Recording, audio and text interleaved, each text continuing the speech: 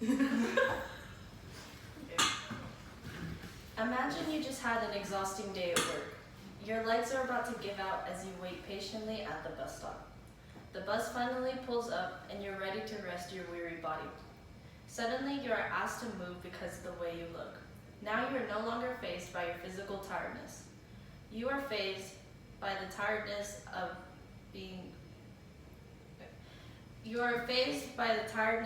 the way you've been treated. You decide not to move, and the next thing you know, you've started one of the most important moments in civil rights history. I've been researching this topic for the past week. Rosa Parks is an important woman in the civil rights movement. Today, I would like to take a closer look at Rosa Parks by discussing her early life, her role on the bus boycott, and her impact she had on civil rights. First, let's talk about her early life. Rosa was exposed to racial injustice at a very young age. She was born in Tuskegee, Alabama on February 4th of 1913. She is the daughter of James and Leona McCauley, who split when Rosa was about 2 years old. She ended up moving to the Edwards farm where her grandparents lived. In an article found on biography.com, Parks watched the Ku Klux Klan members march down her street. She attended segregated schools throughout her education.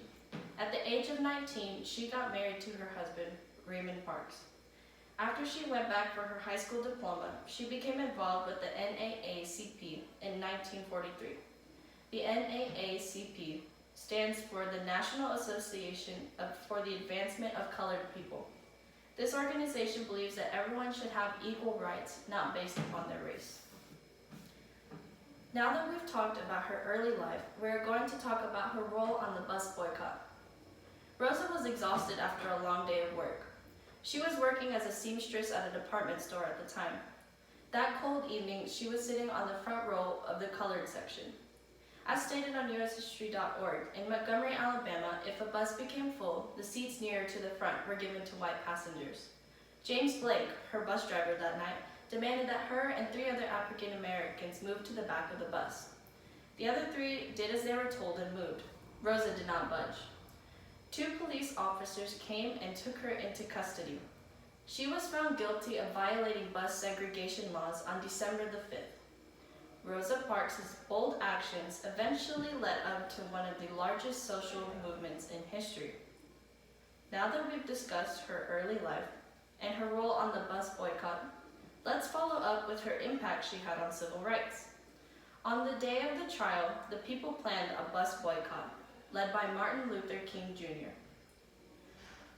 The boycott was a form of non-violent protest that lasted from December the 5th through December the 20th in 1955. African American riders did not ride the bus to fight against segregated seating. It was a success and was the first major protest against segregation in America. Along with her husband, Raymond Parks, they founded the Rosa and Raymond Parks Institute for Self-Development to serve Detroit's youth. Rosa earned the Presidential Medal of Freedom. The Medal of Freedom is the highest award a civilian can receive. She is also the author of an autobiography titled Rosa Parks, My Story.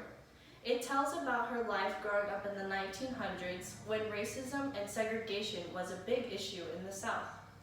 She sets the standards for how we as Americans should stand up for what's right. In conclusion, Rosa Parks created a very important moment in civil rights history. We took a look at Rosa Parks' life by discussing her early life, her impact on the bus boycott, and how she affected civil rights. Use her as an example to always stick up for what is right, even when others try to tear you down. Thank you.